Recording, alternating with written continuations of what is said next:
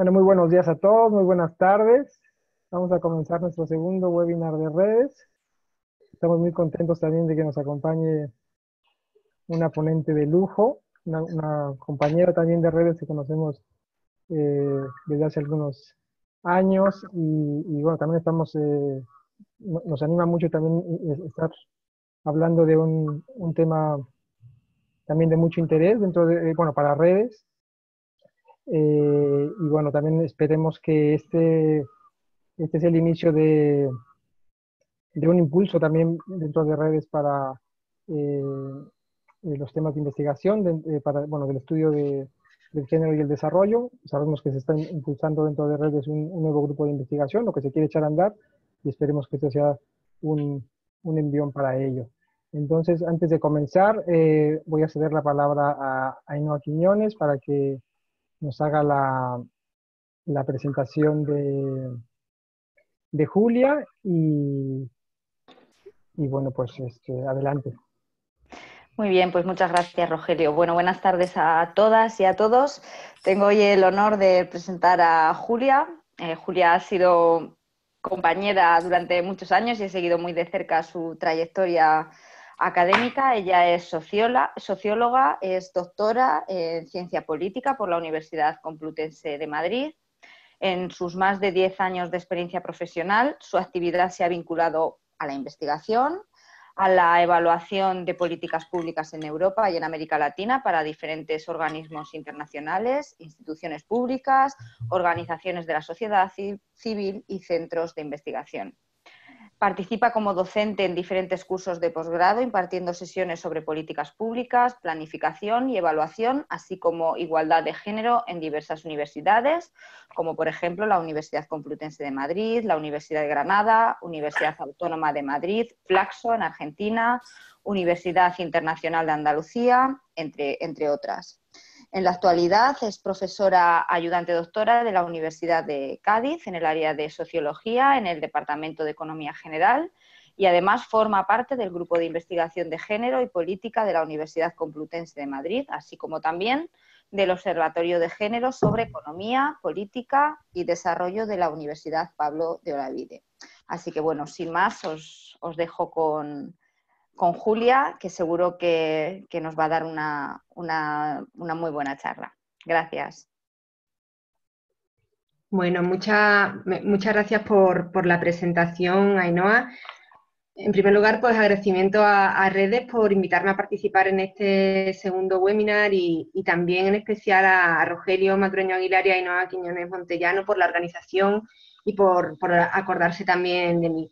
Para mí es un gusto poder compartiros esta tarde aquí en España, esta mañana, para quienes nos escucháis desde América Latina, poder compartir algunos de los aprendizajes que en estos 15 años de experiencia profesional he obtenido sobre políticas públicas, sobre desarrollo, sobre los diferentes compromisos internacionales y las diferentes agendas en materia de desarrollo y las implicaciones que han tenido en la práctica de las políticas públicas y de los programas y proyectos de cooperación para la igualdad de género y con ello para el desarrollo humano y sostenible. Os voy a compartir la pantalla para que podáis ver mi presentación. A ver. Y empezamos con el tema que me propusieron desde redes, aquí, que es el de género en la agenda de desarrollo, con este foco en cuáles son los discursos que encontramos en los discursos y cómo se traduce esta apuesta por la igualdad que hoy por hoy resulta evidente en la práctica, en los resultados de la cooperación internacional.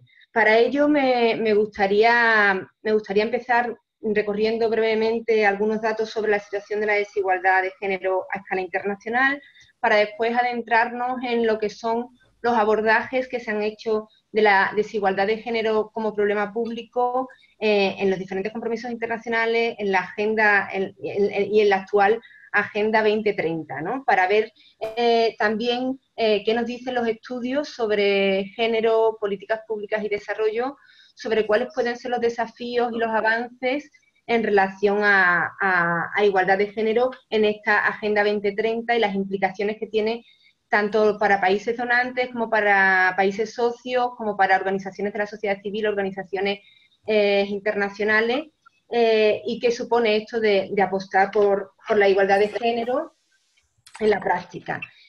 Por último, os presentaré algunas líneas de investigación, justo porque estamos en un espacio como es el de redes, que es una red de estudios de investigación, algunas líneas sobre género y desarrollo, en línea siempre con esta visión desde las políticas públicas y los programas. Pues sin más dilación voy a comenzar con lo que es el argumentario del webinar, y es el punto de partida dentro de nuestro marco normativo internacional, que es la Declaración Universal de los Derechos Humanos, y el artículo 1, ¿no? El artículo primero, donde se mantiene que todos los seres humanos nacemos libres e iguales en dignidad y derechos, y dotados como estamos de razón y conciencia, debemos comportarnos fraternalmente los unos con los otros. Esta declaración, que es de mitad del siglo XX y que es la base de nuestros compromisos internacionales, recoge la igualdad como uno de los componentes centrales en nuestro marco normativo, si bien no habla en ningún momento de igualdad de género. Responde a un momento histórico, un momento en el que la ciudadanía empieza a reconocerse a las mujeres. Tenemos que esperar, pero sin embargo sí es un punto de referencia cuando reconocemos que todos los seres humanos nacemos libres e iguales. Para hablar de igualdad de género como tal, tenemos que esperar a 1995. En los años 90 se reconoce, bueno, vamos a verlo un poquito más adelante, pero 1995 es el año de la cuarta conferencia de Naciones Unidas sobre la mujer, la conferencia de Beijing, y es el momento en el que la igualdad de género entra en la agenda de desarrollo, ¿de acuerdo? Como tal. Y os he recogido esta cita y en inglés porque es muy sonora en inglés, ¿no? La idea de if development is not engendered, it is endangered, la idea de que necesitamos incorporar las cuestiones críticas de género en los procesos de desarrollo, si no los procesos de desarrollo en sí mismos están en peligro, ¿de acuerdo? Voy a adentrarme para ver qué hemos conseguido, dónde nos situamos desde esta apuesta, desde que entra la igualdad de género en la agenda internacional y en los diferentes donantes va entrando de forma paulatina desde mitad de los 90 a nuestros días. ¿Dónde nos encontramos hoy por hoy? Os voy a recoger algunos datos fundamentales que son datos de 2015, os voy a actualizar la información que tengo para 2017-2018. En términos generales, lo que nos encontramos, según la última actualización del Índice de Desarrollo Humano, es que las mujeres en todos los lugares del planeta contamos con un valor de IDH menor que el de los hombres, y nos enfrentamos a barreras que nos limitan el desarrollo de todo nuestro potencial, el desarrollo de nuestras capacidades en términos de desarrollo humano, ¿no? Entendiendo el desarrollo humano como la posibilidad de desarrollar todas nuestras capacidades. Si miramos a los datos específicos, vemos, por ejemplo, en esta diapositiva, que persiste un problema con la mortalidad materna. En efecto, hemos reducido desde 1990 un 45%, tenemos un 45% menos de muertes maternas, pero sin embargo siguen muriendo día a día 800 mujeres, fundamentalmente en países en desarrollo y por causas que se pueden evitar. Si dirigimos la mirada a los datos en materia de política, el porcentaje de las mujeres en los parlamentos desde el 95 al 2015 se ha duplicado, casi se ha duplicado. Sin embargo, las mujeres solo representan el 22% de los parlamentarios. El dato para 2017 era el 23,4%, ¿no? Y no solamente que las mujeres no estemos presentes en los parlamentos o no haya esa paridad en los parlamentos, sino que tampoco existe esa paridad en otros espacios de toma de decisión dentro de otras instituciones públicas o dentro de las organizaciones sociales, ¿de acuerdo? Así lo vemos también cuando hablamos de la empresa privada, ¿no? Aquí se recoge como en 2014, frente al 98, había 25 directoras ejecutivas que lideraban actualmente empresas de la lista Fortune 500, frente a la única mujer que se encontraba en esa lista en 1998. Sin embargo, seguimos representando solo el 5% de todos los directores y las directoras de esta lista. Según datos de 2017, de todos los puestos de dirección nivel medio y alto, solo una tercera parte eran ocupados por mujeres, ¿no? Esto tiene que ver con los fenómenos de techo de cristal y el fenómeno de suelo pegajoso que se han estudiado tanto desde la sociología o desde la ciencia política y que se ponen de manifiesto cuando miramos a la carrera y la posibilidad de ascender en la carrera profesional. Observamos también un dato relativo a los salarios, es el hecho de que alrededor del 50% de las mujeres de todo el mundo tenemos un empleo remunerado, y esto supone un incremento muy importante respecto a la cifra del 40% de la década de los 90, pero sin embargo las mujeres solemos ganar entre un 10 y un 30% menos que los hombres por realizar el mismo trabajo, ¿no? El dato en 2017 era que las mujeres en todo el mundo ganan 0,77 céntimos por cada dólar que gana un hombre. Y no solamente esta desigualdad en el mercado laboral no solamente se explica en los salarios, sino también queda reflejada en que nos incorporamos en trabajos más precarios, con mayor parcialidad, no siempre deseada, con también mayor grado de informalidad, con menor protección social, ¿no? Y esto repercute tanto en nuestra vida actual, diaria, como en nuestra vida futuro, ¿no? Y ahí está todo el debate sobre las pensiones. Ligado al mercado laboral y a qué pasa con el trabajo remunerado, lo que nos encontramos en paralelo es lo que no se ve, ¿no? Es decir, ese trabajo no remunerado que en este dibujo de la economía feminista se ve, ¿no? Es decir, la economía feminista desde los años 70 vienen poniendo de manifiesto cómo la economía de mercado se apoya en un montón de actividades de cuidado que se realizan y que no son visibles, ni son remuneradas económicamente, ni son valoradas socialmente.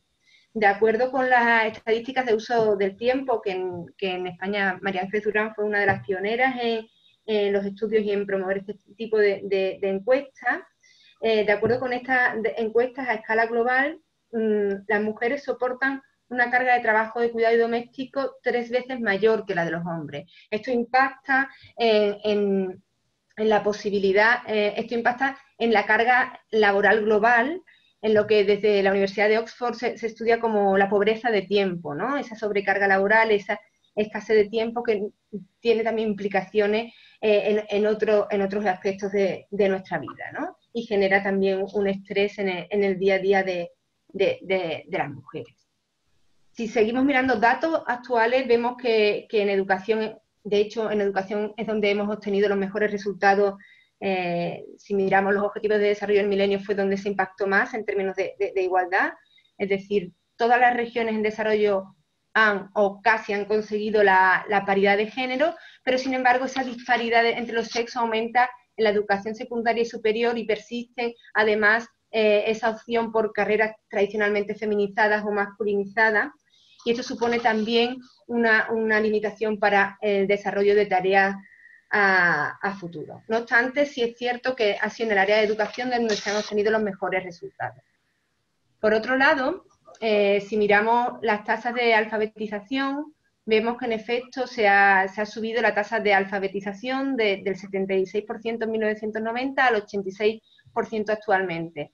No obstante, las mujeres siguen representando el 60% de todas las personas analfabetas a escala mundial, ¿no? Vemos cómo frente a la ilusión óptica de la igualdad o el hecho efectivo de que vamos dando pasitos y tenemos algunos avances, sí persisten diferencias sustantivas que además se ve de forma evidente, yo creo, para las personas tanto que vivimos en España como en América Latina, es un tema que está muy en la agenda, que es el tema de la violencia contra las mujeres, ¿no? Es decir, en 1993 se aprobó la Declaración sobre la Eliminación de la Violencia contra las Mujeres en la Asamblea General de Naciones Unidas. Sin embargo, 20 años después, una de cada 3 mujeres siguen sufriendo violencia física o sexual. De hecho, Naciones Unidas la reconoce como una pandemia a escala global. Una de cada 5 mujeres y niñas de edades comprendidas entre los 15 y los 45 años han afirmado haber sufrido violencia por parte de su compañero sentimental, y existen de 87 países donde se realizó el estudio, 49 países no tienen ningún tipo de ley a este respecto. Y observamos además prácticas muy perjudiciales para las mujeres en relación a la violencia de género, como es el hecho de la mutilación genital femenina, donde nos encontramos con cifras abrumadoras, como el hecho de que al menos 200 millones de mujeres y niñas han sido sometidas a la mutilación genital femenina. ¿De acuerdo? Si seguimos caracterizando esta desigualdad de género actual, vemos que existe también una desigualdad en los conflictos. La resolución 1325 de Naciones Unidas fue una referencia al reconocer que la guerra y los conflictos repercuten de forma distinta en las mujeres, pero sin embargo seguimos sin tener paridad en las mesas de negociación. Es decir, solo el 9% de los negociadores en estas mesas de negociación de paz eran mujeres. Y por último, pero no menos importante, porque tiene un rol fundamental en la reproducción de estereotipos de género y en la conformación de esas ideas sobre lo que es ser hombre, ser mujer, la idea de cómo los medios, en efecto, han aumentado la presencia de mujeres como protagonistas de noticias. Ahora, en el 2010 eran 24% frente al 17% de 1995, pero sin embargo el 46% de las historias sigue reforzando esos estereotipos de género, ¿no? Todos estos datos yo creo que reflejan dos fenómenos, y es, por una parte, que persiste la desigualdad de género, pero por otra parte también nos manifiesta, nos revela que las cosas pueden cambiar, ¿no? Como cantaba Mercedes Sosa, de que todo cambia, que cambia lo superficial y también cambia lo profundo y cambia todo en este mundo. Y cuando estamos hablando de desigualdad de género, estamos hablando de una desigualdad que es estructural y sistémica, y el avance, el trabajo hacia la igualdad de género requiere un trabajo constante.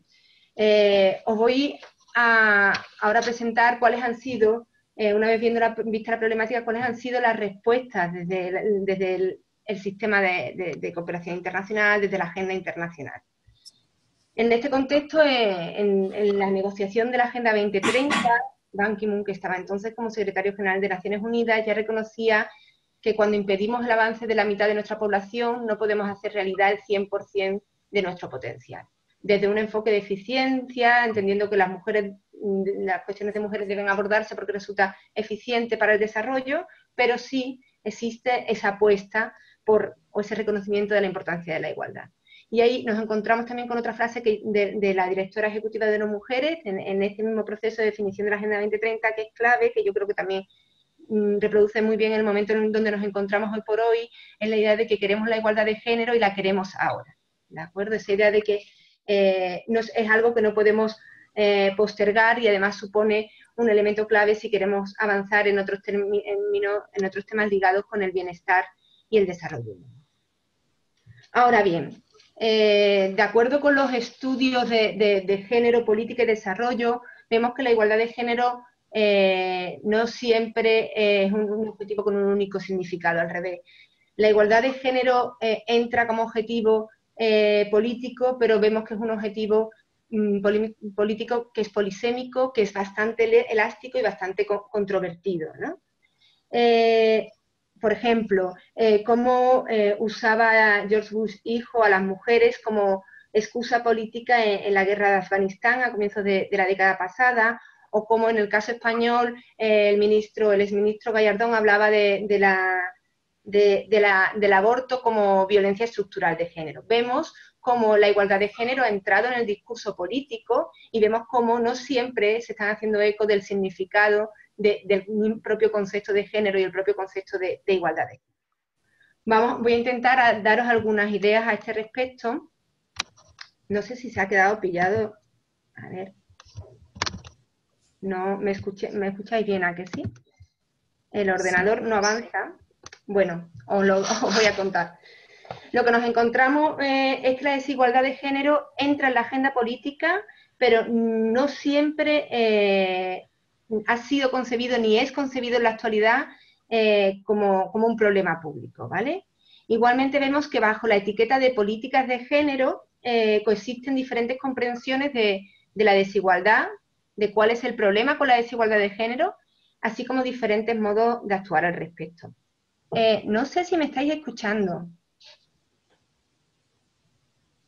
Sí, Julia, sí, te escuchamos. Vale, pues es que yo no veo que no puedo hacer absolutamente nada. Os voy a contar, os voy a contar entonces. Como os digo, el concepto de la igualdad de género ha entrado como objetivo, pero vemos que es un objetivo elástico. Vemos que entra, que la discriminación contra las mujeres empieza a reconocerse como problema público en la CEDAW, en la Convención sobre la Eliminación de todas las formas de discriminación contra la mujer, en 1979. Es el momento, un punto de inflexión, cuando ya se reconoce la necesidad y se asume por parte de los gobiernos que ratifican el convenio de los estados la necesidad de poner en marcha legislación nacional, tribunales e instituciones públicas que posibiliten la discriminación contra las mujeres. Ahora bien, no es hasta 1995 y la cuarta conferencia de Naciones Unidas sobre la mujer cuando se reconoce que la desigualdad de género, se empieza a hablar de la igualdad de género y se empieza a hablar del concepto de género como un concepto relacional. Ya no estamos ante un asunto solamente de las mujeres, sino de un asunto que está ligado a las desiguales relaciones de poder existentes entre hombres y mujeres. En este sentido, lo que nos encontramos es con un cambio en la comprensión del problema y un cambio en el abordaje. Es un momento en el que nosotros empezamos entra la igualdad de género como prioridad. La plataforma de acción de Beijing define la igualdad de género como prioridad internacional y se asume además que es un prerequisito para avanzar en términos de desarrollo, de paz y de justicia social. La igualdad de género, entendiéndola siempre en este componente relacional, en esta igualdad entre hombres y mujeres y no poniendo solo el foco en la discriminación contra las mujeres o en entender el problema de la desigualdad como un problema de las mujeres. Ligado además a esta conferencia se ponen en marcha dos estrategias fundamentales, que es la estrategia de mainstreaming de género. La estrategia de mainstreaming de género apuesta por poner en el centro de la toma de decisiones en la igualdad de género y de dotar a las organizaciones y a las instituciones públicas de herramientas para que incorporen en todo el ciclo de la política, en el diseño, en la implementación, en la ejecución y en la evaluación, este enfoque de género. En este sentido, supone un cambio sustancial a la hora de pensar las políticas públicas. La segunda estrategia que se pone en marcha a partir de Beijing es la estrategia del empoderamiento de las mujeres, que supone no entender a las mujeres como personas que se tienen que integrar en un proceso de desarrollo, sino supone asumir que las mujeres tienen que desarrollar capacidades para implicarse activamente en los procesos de desarrollo. Supone en este sentido una ruptura sustantiva frente a una visión que entendía más a las mujeres, que teníamos que integrar a las mujeres. Ahora bien, si seguimos revisando lo que son los compromisos internacionales, la Declaración de los Objetivos del Milenio supone un paso atrás. Supone un paso atrás porque se centra solamente dentro de su objetivo, existe un objetivo específico de promover la igualdad entre los géneros y la autonomía de la mujer, que es el tercero, pero se centra solamente en mercado laboral y sistema educativo, y después hay un retroceso clave que tiene que ver con el Objetivo de Desarrollo del Milenio número 5. El Objetivo de Desarrollo del Milenio número 5 lo que hace es poner la mirada solamente en mejorar la salud materna. Esto supone un paso atrás en relación a esa mirada a las dos partes, a hombres y mujeres, que ya había estado en la conferencia del Cairo sobre población en 1994, donde se propuso hablar no de salud materna, sino de salud sexual y reproductiva, entendiendo que la salud sexual y reproductiva es un concepto que implica, que obliga a trabajar con hombres y con mujeres. En este sentido vemos que mientras que hemos avanzado de pasar de poner la mirada solamente en integrar a las mujeres a trabajar con hombres y mujeres, los objetivos de desarrollo del milenio suponen un paso atrás a este respecto. ¿Qué pasa si miramos la Agenda 2030, que es la agenda vigente en la actualidad?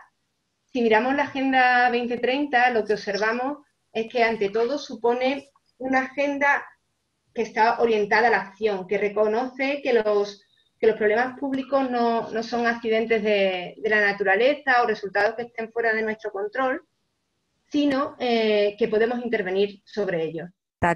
Os voy a contar, ¿no? Os comentaba cómo la igualdad de género entra como un objetivo político, pero es muy elástico, puede tener muchos contenidos dentro, ¿no? Os decía cómo ha habido un cambio desde mitad del siglo XX, cuando empieza a hablarse de atender a las mujeres, pero desde una visión de las funciones tradicionales de las mujeres como madres y cuidadoras, y cómo los años 70 y la CEDAW suponen una ruptura, esa ruptura a poner el foco en integrar a las mujeres, y como Beijing, en las diapositivas que veis ahora, pues el punto de inflexión en dejar de hablar de un asunto de mujeres y hablar de las desigualdades estructurales de poder entre hombres y mujeres, ¿no? Y estamos en concreto en esta diapositiva, que por eso quería yo que pudierais verla. Estamos en la diapositiva relativa a los 6 elementos clave para los 17 Objetivos de Desarrollo del Milenio, que podéis ver aquí, y donde observamos, si hacemos un análisis de género, que en efecto se han incorporado muchas más cuestiones de género que en la Agenda del Milenio. Por ejemplo, en relación al elemento relativo a dignidad, existe un reconocimiento de que ninguna sociedad puede desarrollar todo su potencial si no incluye a las mujeres, que tenemos que impulsar la igualdad de género y los derechos de las mujeres. Sin embargo, si miramos a la prosperidad, existe se obvia todo lo que hace referencia a la economía de los cuidados y no se incorpora como un elemento central cuando hablamos de bienestar humano, sostenibilidad y equidad. En justicia lo que encontramos es que en efecto se habla que es fundamental que las voces de las mujeres estén presentes en la elaboración y seguimiento de las leyes y que se abolan las prácticas de matrimonio. Vemos que tampoco una voz central en el ARIADO. Lo que observamos es que no existe un reconocimiento de los diferentes pesos de las voces de hombres y mujeres en los espacios públicos de toma de decisión, ni en los espacios de toma de decisión en el ámbito del sector privado, existiendo un riesgo, un peligro de exclusión de las voces de las mujeres. Por otra parte, en relación al quinto, al planeta, lo que observamos es que no se escribe, no hay nada escrito sobre los impactos de género del cambio climático, donde se ha escrito ya bastante desde la bibliografía sobre género y política pública, y donde, por ejemplo, la investigadora Jill Allwood, catedrática de la Universidad de Nottingham, ha escrito mucho sobre cómo las mujeres tienen un acceso desigual a agua potable en momentos de sequía, y tienen, sus tierras son las que primero se ven afectadas por las inundaciones, ¿no? Cómo el cambio climático está afectando ya de forma diferente a las mujeres, justo porque constituyen el 70% de la población más pobre. En relación a las personas, al apartado personas, asegurar vidas saludables, conocimiento e inclusión de mujeres y niños, existe un foco claro en incorporar las voces de las mujeres, pero y se reconocen también de la salud y los derechos reproductivos de las mujeres, pero no se habla para nada de los derechos sexuales y reproductivos de los hombres, ni de otras orientaciones afectivos sexuales, ¿no? En este sentido, existe solamente un abordaje desde la óptica de la mujer. Veamos esa traducción a los objetivos de desarrollo sostenible y como uno de esos objetivos, el objetivo de desarrollo sostenible número 5, es específico sobre igualdad de género y vemos también que existe otro, que es el objetivo número 10, que también incluye la igualdad, en tanto que pone el foco en el combate de las desigualdades. En términos generales vemos que en el 34% de los indicadores vinculados con estos objetivos de desarrollo sostenible existe un foco en mirar a las disparidades de género. De hecho, supone un avance sustantivo que en muchos de los objetivos de desarrollo sostenible se parta de reconocer los diferentes puntos de partida y necesidades de hombres y de mujeres. Esto es un cambio sustantivo en relación a la agenda de los objetivos de desarrollo del milenio, pero sin embargo siguen sin tener esa transversalización donde está poniendo mucho el foco el Programa de Naciones Unidas para el Desarrollo, el foco en que en todos los objetivos de desarrollo sostenible se integre, ¿no? Os hablaba, por ejemplo, de cómo no se integra en el objetivo relativo al cambio climático y cómo las mujeres nos vemos afectadas de diferentes modos por los efectos del cambio climático, o cómo tampoco se hace ninguna referencia cuando se habla de agricultura, en el sentido de que son las pequeñas las pequeñas agricultoras las que se enfrentan a barreras sociales para incrementar su productividad debido a su limitado acceso a la tecnología, a su limitado acceso a las finanzas y al conocimiento. En este sentido, observamos un avance sustantivo en la inclusión del componente de género con dos dos objetivos específicos y con la inclusión mucho mayor de las cuestiones de género que en la agenda de inicios del milenio, pero sin embargo persisten retos. Si miramos de forma específica, os dejo aquí este vídeo para que podáis verlo porque ya sí que no nos va a dar tiempo, prefiero que dialoguemos. Si miramos de forma específica lo que es las metas del Objetivo de Desarrollo Sostenible 5, relativo a igualdad de género y empoderamiento de las mujeres, vemos que se han producido avances sustantivos. Vemos que existe un foco claro en eliminar todas las formas de discriminación contra las mujeres y las niñas, en eliminar todas las formas de violencia, en eliminar las prácticas perjudiciales como el matrimonio infantil, precoz y forzado y la mutilación genital femenina. Vemos, y este es un cambio sustantivo, cómo también se establece como meta reconocer y valorar el trabajo doméstico y de cuidado no remunerado a través de la provisión de servicios públicos, de infraestructura y de políticas de protección social y de responsabilidad compartida en el hogar y la familia como a nivel nacional. Recogiendo un poco la propuesta de Fraser del cuidador universal, que ella también apuesta porque no sea solamente hogar, familia y Estado, sino también la empresa. En este sentido, la meta 4 es un cambio muy importante dentro de la agenda y es una oportunidad para seguir avanzando en términos de género. Otro elemento clave es garantizar la participación plena y efectiva de las mujeres y la igualdad de oportunidades para el liderazgo, y el sexto, que se refiere a asegurar el acceso universal a la salud sexual y reproductiva y a los derechos reproductivos. Ya no estamos hablando de salud materna ni de salud materno-infantil como los objetivos de desarrollo del milenio, sino estamos de nuevo como asumiendo la idea de salud sexual y reproductiva y derechos reproductivos, como ocurrió en la plataforma de acción de la Conferencia Internacional sobre Población y Desarrollo de 1994 y la plataforma de acción de Beijing de 1995. La valoración en términos generales de la Agenda 2030 es un espacio de oportunidad para seguir avanzando en términos de igualdad. Veamos cuáles son los desafíos a los que hace frente a esta agenda, ¿no? Porque justo la conferencia o este webinar iba sobre cuáles son los discursos. Vemos cómo el discurso se ha ampliado, ha aumentado temas que antes no estaban. Empieza a considerarse el género en muchos objetivos de desarrollo sostenible. Pero ¿qué pasa en la práctica? Que es la otra pata de este webinar. ¿Qué observamos? Observamos, como decían Rao y Kereger en 2005, que las prácticas que exitosamente promuevan el empoderamiento de las mujeres y la igualdad de género no se encuentran institucionalizadas en las rutinas diarias del Estado, ni en las prácticas de la comunidad internacional, ni en las prácticas de los organismos internacionales, las organizaciones no gubernamentales y las diferentes agencias de cooperación. Asimismo, tenemos que tener en cuenta, de acuerdo con esta literatura que os comento de género, política y desarrollo, algunos procesos que ya hemos venido observando desde 1995, que empieza a apostarse por la igualdad de género desde Beijing y que pueden limitar el alcance de la agenda. Por una parte, el fenómeno de la evaporación de los compromisos de género en la práctica del desarrollo, ¿no? Es decir, existe un gran discurso, tenemos el marco, pero después se diluye cuando queremos ponerlo en práctica. Vemos también un uso cosmético del género, centrado en muchas ocasiones en ayudar a mujeres y mezcles, como cuando nos dicen en un programa, ya sea de intervención o de investigación, que incluyamos un enfoque de género. Muchas veces lo que hacemos es incorporar a las mujeres, pero no existe un análisis sustantivo de lo que son las dimensiones clave en materia de igualdad de género, se observa también una tecnocratización del género.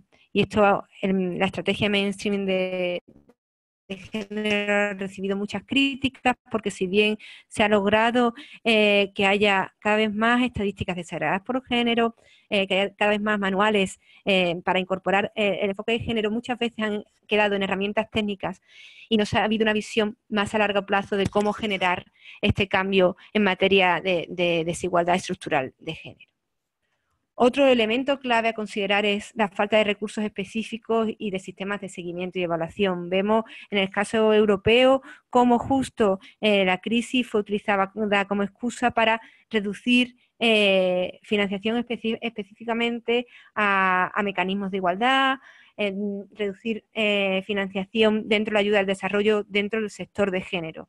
Vemos además que dentro de la ayuda internacional los sistemas de seguimiento y evaluación, aunque ahora estamos también en un momento de impulso, de cambio en esta dirección, siguen sin tener indicadores específicos de género, sin medir cómo nuestros programas, nuestras políticas de cooperación impactan en la vida de hombres y mujeres. Y otro elemento que tenemos que considerar es que muchas veces se incluyen a las mujeres como beneficiarias de las acciones de desarrollo para fomentar esa idea de la eficiencia del desarrollo, porque resulta práctico, resulta eficiente, pero no como personas con derechos humanos.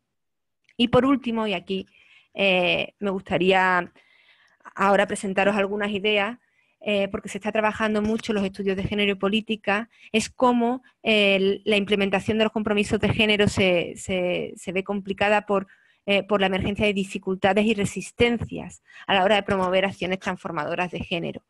Y esto, todas las personas que hayan podido trabajar en la administración pública, en organizaciones de la sociedad civil, en organismos internacionales, han podido experimentar algunas de estas dificultades y resistencias.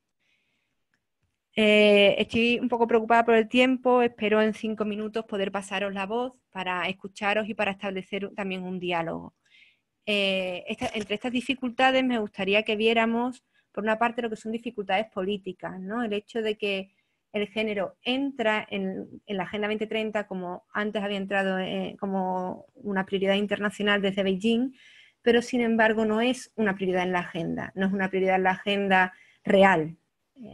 Vemos que el nuevo consenso europeo sobre desarrollo lo mantiene como una prioridad real, vemos cómo aparece reconocido en otros espacios, pero después no se traduce en programas y en proyectos específicos. Vemos también que la igualdad de género, el compromiso con la igualdad, muchas veces es un tema marginal, no se sitúa en el corazón de la política, no hay una asignación presupuestaria específica tampoco y se ve muy influida por la dinámica de la ayuda, como muchas veces se percibe como algo impuesto por el donante y se acepta como algo que tengo que rellenar en un formulario para acceder a financiación y se diluye cuando tengo que ejecutar el programa el programa que quiero, para el cual he recibido financiación.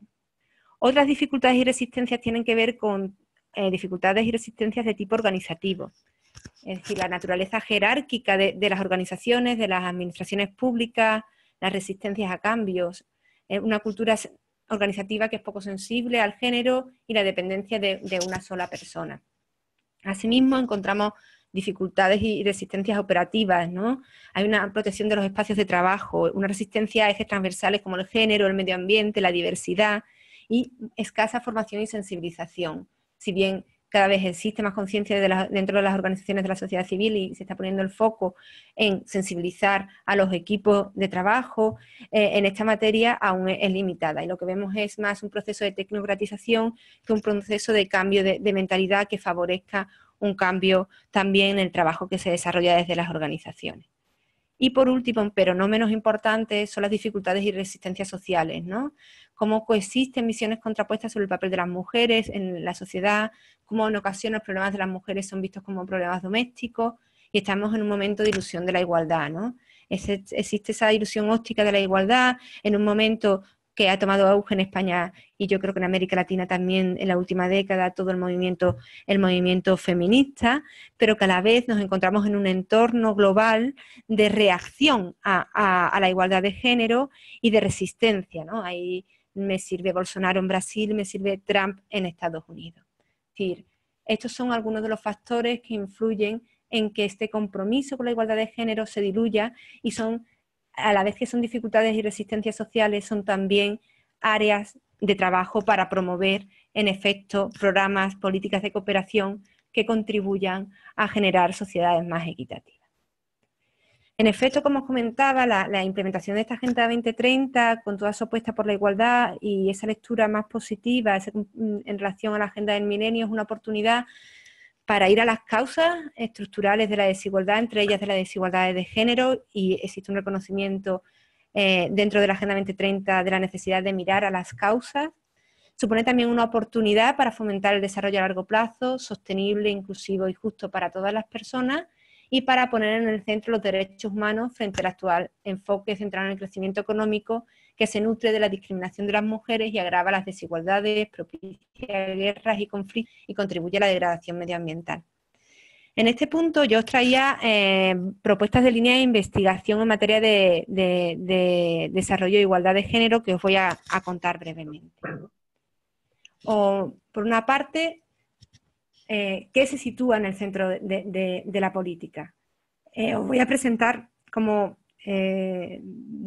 dos puntos de un extremo, entendiendo que la realidad nunca es tan simple, sino que hay múltiples grises, ¿no? Es decir, se sitúa en el centro de la política, de la agenda, de los programas nacionales de desarrollo, de los programas que realizamos desde nuestras organizaciones sociales o desde nuestra cooperación autonómica o estatal, la sostenibilidad de la vida y del planeta y la igualdad de género, o tiene mayor centralidad el crecimiento económico. Ahí resulta fundamental un análisis de las dinámicas de la ayuda, de las resistencias que hemos antes presentado, de cómo emergen esas resistencias a trabajar por la igualdad de género, y un análisis de qué temas críticos de género se incluyen y de interseccionalidad, es decir, de género y su relación con otras desigualdades, y cuáles se excluyen. En un análisis del quinto plan director de la cooperación española vemos que en efecto está alineado con la Agenda 2030, pero sin embargo, si bien pone un foco en la violencia contra las mujeres y en la participación plena de las mujeres e igualdad de oportunidades, no existe ninguna referencia, por ejemplo, a todo el trabajo de cuidados o a la salud sexual y reproductiva, ¿no? Sería un tema para seguir indagando. Otra pregunta, otro tema de investigación es cuán coherentes son las políticas en materia de género.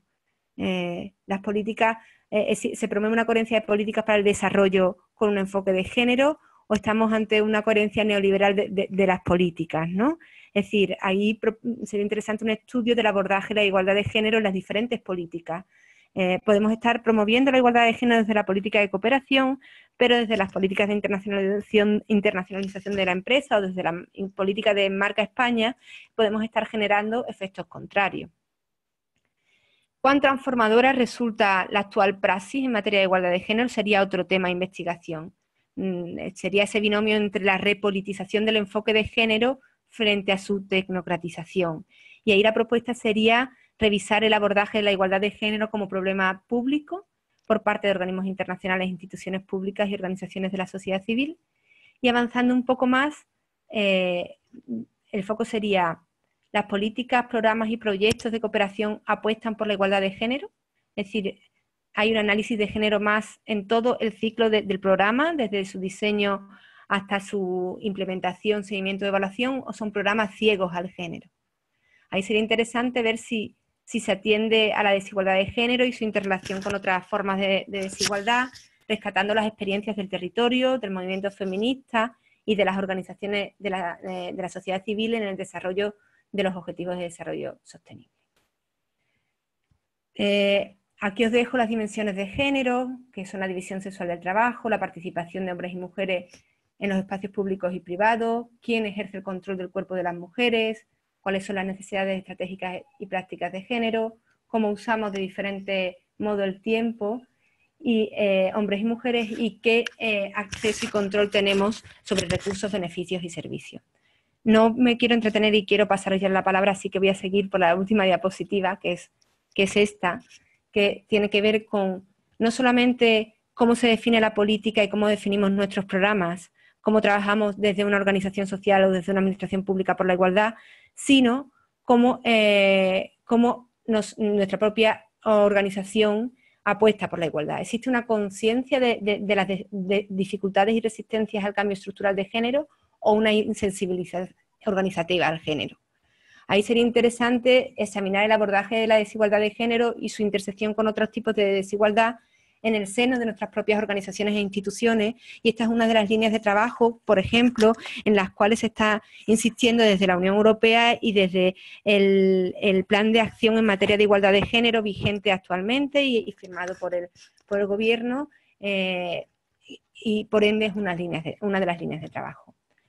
Pues yo ahora sí voy a callarme y escucharos a vosotros y a vosotras. Siento mucho de nuevo los problemas técnicos.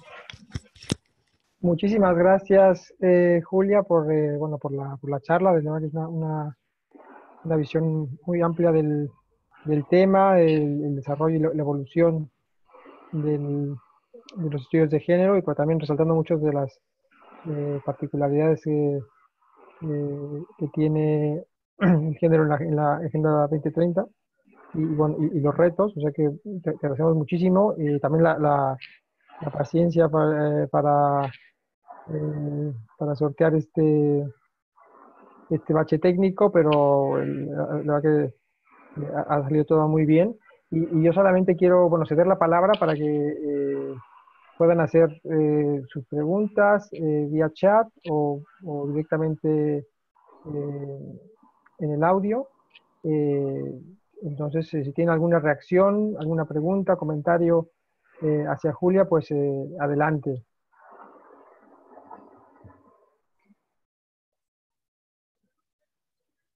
Yo, mientras tanto, les voy a abrir el audio a cada uno de ustedes. Y si tenemos alguna pregunta.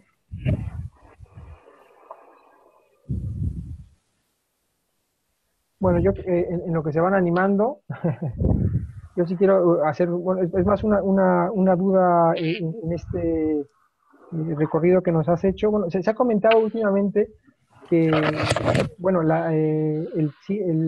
el acuerdo sobre París, pero también se puede extender a la Agenda 2030, es un acuerdo que corresponde a una coyuntura muy, muy específica, dado el contexto convulso de la economía y la política internacional, que posiblemente en las condiciones actuales tendremos acuerdos de desarrollo completamente diferentes. Y un poco mi duda y mi pregunta tiene que ver con cuáles han sido o cuáles fueron las principales trabas que tuvo la construcción de la agenda de género dentro de esta Agenda 2030, si nos puedes un poco comentar al respecto.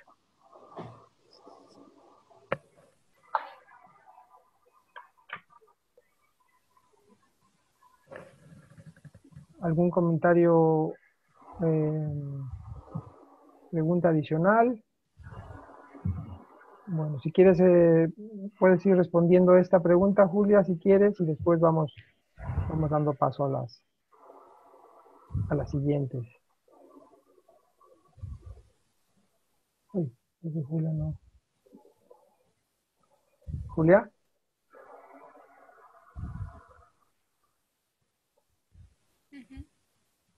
¿Me escuchas?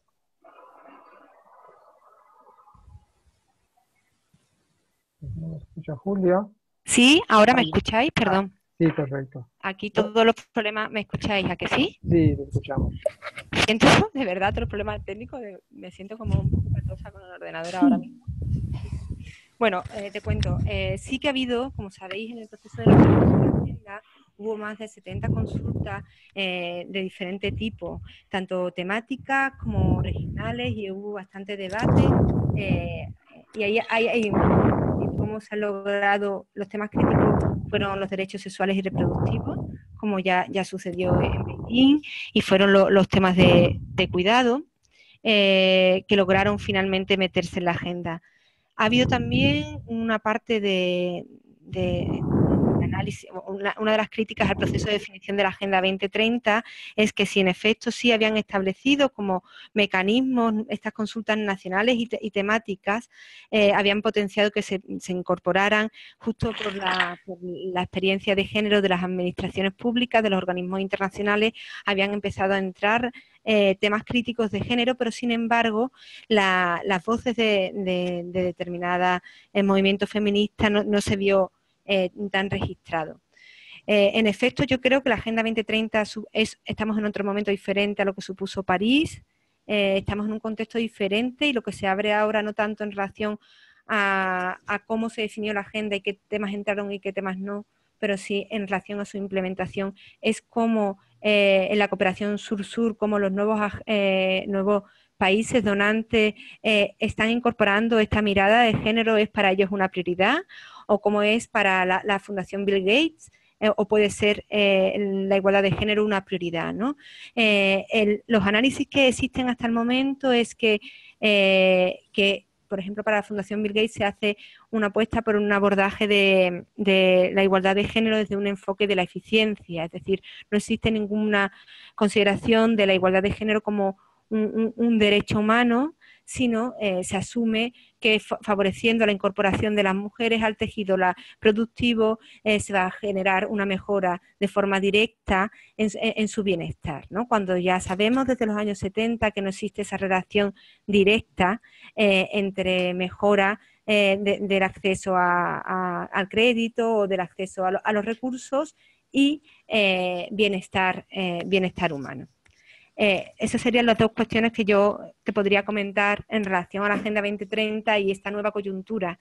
Sí es cierto también que, por ejemplo, algunos agentes de cooperación clave actualmente o emergentes como China está intentando promover algunas acciones específicas de género, pero tampoco conforma un eje central en su agenda. Muy bien. Os paso de nuevo la palabra y yo no voy a tocar el ordenador ya. Se está poniendo en mi contra. No, también les estoy escribiendo que pueden escribir sus preguntas directamente en el chat, pero si alguien más quiere hacer uso de la palabra, adelante con toda la confianza. Bueno, a mí me gustaría preguntar, Julia, bueno, me llamo Idoia Zabala y yo también estamos, María José y yo, desde Bilbao también.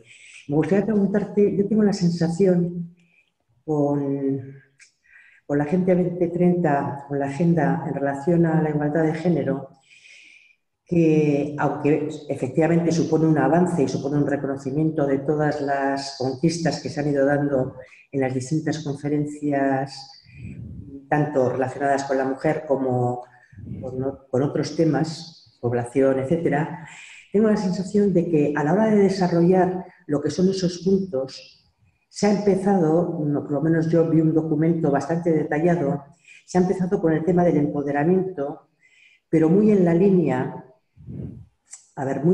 del empoderamiento económico. Es decir, parece que la preocupación sigue siendo la importancia que tiene el empoderamiento de las mujeres y lo que ellas pueden contribuir al crecimiento económico. Y claro, desde ese punto de vista seguimos con un enfoque bastante centrado económicamente, bastante neoliberal, es decir, se planteaban cosas, un documento donde participó bastante gente, yo creo que fue impulsado por ONU Mujeres, alrededor del impulso, o sea, del inicio de esta Agenda 2030,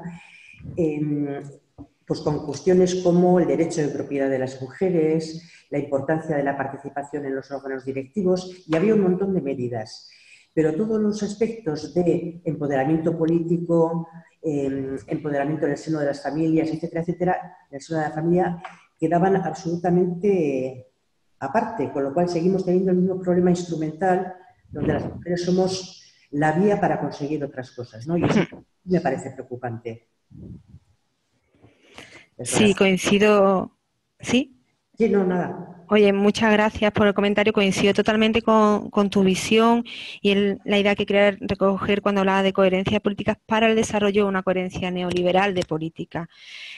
También tengo la percepción que, en efecto, os comentaba, ¿no?, cuáles pueden ser los avances en incorporar determinados temas, pero la implementación estamos avanzando. Si vemos en la cooperación española, el foco se está poniendo en liderazgo de las mujeres y participación en los espacios públicos y toma de decisiones, en acceso a recursos económicos, ¿no?, fomentarlas con sus actividades productivas y como emprendedoras, ¿no? Y sin embargo, no existe un foco más amplio, ¿no? Existe esa idea, muy en línea con lo que os comentaba de la eficiencia, de poner el foco en empoderamiento económico y ligado al crecimiento económico, que desde mi perspectiva tiene que ver con ese enfoque neoliberal que cala y que parece que es pensamiento único que cala en la agenda, pero no tanto en la agenda, no solo en la agenda, sino en la implementación, ¿no? Es decir, cómo vamos a bajar esa apuesta, porque no existe, por ejemplo, esa apuesta por lo que dices, un empoderamiento político o cómo se toman las decisiones en la familia internamente, ni hay un abordaje del tema de los cuidados para nada, ¿no? Entonces sí coincido contigo en esa anotación que haces, y creo que es un tema clave tanto de investigación como de incidencia política. Muy bien. ¿Alguien más? ¿Quisiera comentar algo? Andrés, adelante, Andrés. Sí, hola Julia, muchas gracias por tu presentación. Yo quería plantear el tema de a lo mejor la relación entre, bueno, dos conceptos que hoy en día se dice que son transversales, ¿no? El tema del género y el tema de la sostenibilidad, ¿no? Lo planteo en el sentido de que desde estudios, digamos, de las ciencias ambientales, ecológicas, la biología, se plantea que compartimos, bueno, que tenemos un único planeta y que este planeta es limitado, con unos recursos que son limitados también, ¿no? Entonces, en ese sentido, quería plantearte esa relación entre el acceso a recursos, pero no recursos económicos solo, sino acceso a recursos naturales, ¿no? Por ejemplo, agua, energía, materiales. No sé si esto en la Agenda 2030 se recoge algún tipo de indicador, o si tú conoces estudios o has trabajado este tipo de temas, ¿no? Que hagan esa distinción, ¿no? ¿Cómo es el acceso tanto de hombres como mujeres a este tipo de recursos naturales? Dados los límites del planeta, ¿no? Sí, muchas gracias, Andrés. Sí, esa es una de las críticas que recibe, lo he mencionado antes, pero creo que muy rápido. Es decir, la falta de abordaje de la cuestión de la sostenibilidad con una visión de género. Y existen estudios al respecto sobre cómo las mujeres tenemos acceso a los recursos, a peores recursos naturales, tenemos más dificultad para acceder al agua, a la energía.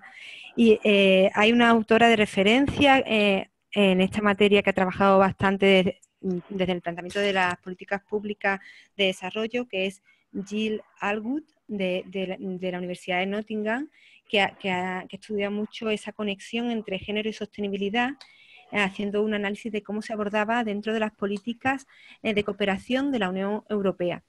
Lo digo por si estás interesado, a lo mejor sí te puede servir para indagar un poco más en esta línea, que sin duda es un elemento crítico, porque muchas veces tendemos a considerar que las políticas son neutrales al género y hablamos de sostenibilidad y parece que no tiene rostro, ¿no? No vemos que afecta a las personas y que afecta a las personas de forma diferente, atendiendo al género, entre otras dimensiones, ¿no? No sé si he contestado a tu pregunta, Andrés. Gracias. Muy bien, tenemos tiempo para 2 preguntas más, comentarios.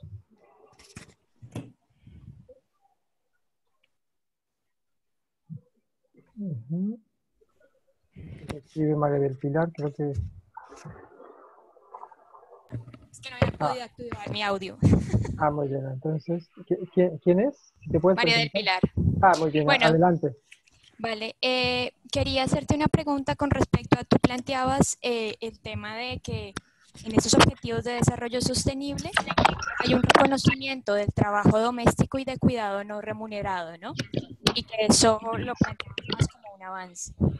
Y en ese sentido hay una pregunta que yo tengo ahí que me surge siempre en estos temas y es cómo se vincula la figura del tema de cómo se van a construir nuevas masculinidades y cómo se va a lograr deconstruir el modelo de la masculinidad hegemónica, que también ha implicado esa invisibilización del trabajo de cuidado y además no remunerado y privado que la mujer ha asumido, ¿no? Entonces ahí esas reflexiones están, no están. ¿Tú qué perspectiva tienes al respecto de ese tema?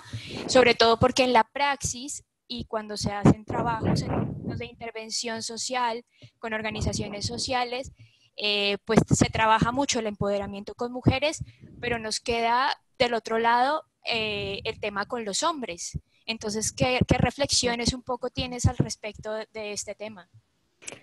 Muchas gracias, María del Pilar. Cuando hablaba de que se incorpora, y desde mi perspectiva es un avance el hecho de que se incorpore como una meta el reconocer y valorar el trabajo doméstico y de cuidado no remunerado, el foco se pone en la provisión de servicios públicos, de infraestructura y de políticas de protección social y de responsabilidad. Personalmente creo que es un avance clave, pero que no recoge la complejidad que supone el trabajo doméstico y de cuidado y cómo cambiar las pautas. Y tiene que ver un poco con lo que tú comentas, ¿no? Con ese trabajo de nuevas masculinidades que encontramos ya literatura sobre los Men Studies desde los años 70, encontramos organizaciones en América Latina hay varias, en España, en Europa y a escala internacional de hombres por la igualdad y hombres que trabajan en nuevas masculinidades para romper con esas asignaciones de la división sexual del trabajo tradicional, pero en la agenda no existe ese espacio ni ese reconocimiento. Va más hacia un tema de provisión de servicios públicos, infraestructura y de políticas de protección. En ese sentido, esa parte del trabajo en el cambio de asignaciones de género quedaría pendiente, si bien es como la base, ¿no? Por otra parte, os he querido hacer una pincelada de cómo ha ido incorporándose las cuestiones relativas a igualdad de género en la agenda, viendo cuáles son los puntos positivos, viendo algunos negativos, e intentando ver la agenda como un espacio desde el que avanzar, siendo conscientes de que la agenda es un compromiso, es un compromiso que hay que implementar y que se enfrentan muchísimas dificultades en la práctica, ¿no? Dificultades además que tienen que ver con un contexto que es muy reacio en muchas ocasiones, un contexto político, a trabajar en el cambio de modelos de masculinidad o en el cambio o en avanzar hacia el empoderamiento político de las mujeres, ¿no? Con lo cual, entender lo que os he compartido como un marco de por dónde va, y creo que quedaría pendiente ver cómo esto se hace. Creo que esto podría ser el punto de partida o podría servir para enmarcar después las múltiples acciones que desde diferentes espacios, desde las organizaciones de la sociedad civil, desde la administración pública, pueden hacerse en materia de igualdad de género. Muchas gracias. Muy bien, y podemos... tenemos tiempo de una última pregunta, un último comentario.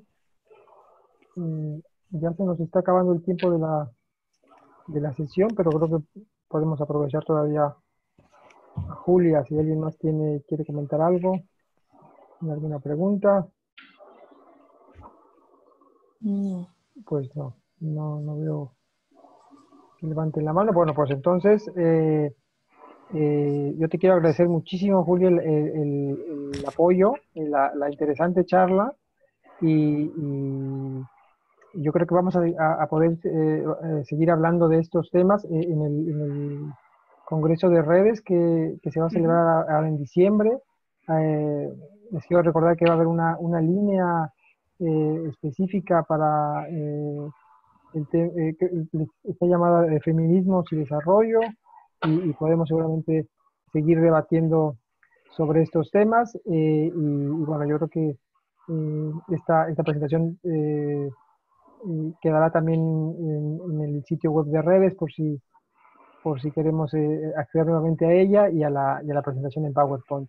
Yo solamente me resta pues que darte las gracias y dar las gracias a todos por el interés, el apoyo, y pues nos vemos hasta la próxima. Muchas gracias, Rogelio. Yo quería acabar simplemente poniendo el foco en la necesidad de, frente a estos avances, a pesar de estos avances en los compromisos que están, la necesidad de seguir avanzando, ¿no? De construir discursos contrahegemónicos que apuesten por un cambio sustantivo, estructural, sistémico en las relaciones de poder entre hombres y mujeres. Y me gustaría robaros 2 minutos más para leeros una frase de Sheila Patil, que la podéis ver ahora en pantalla, que es una activista india que ha trabajado con poblaciones muy marginalizadas y que dice que cuando trabajas por los intereses de las mujeres son 2 pasos hacia adelante si eres realmente lista y muy afortunada, y al menos 1 paso hacia atrás.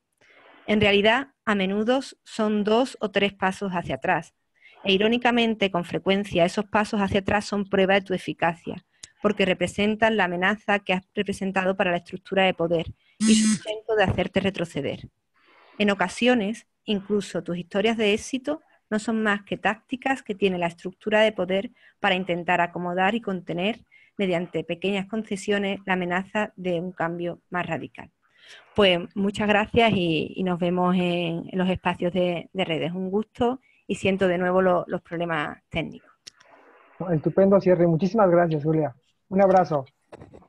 Abrazo a todos. Hasta luego.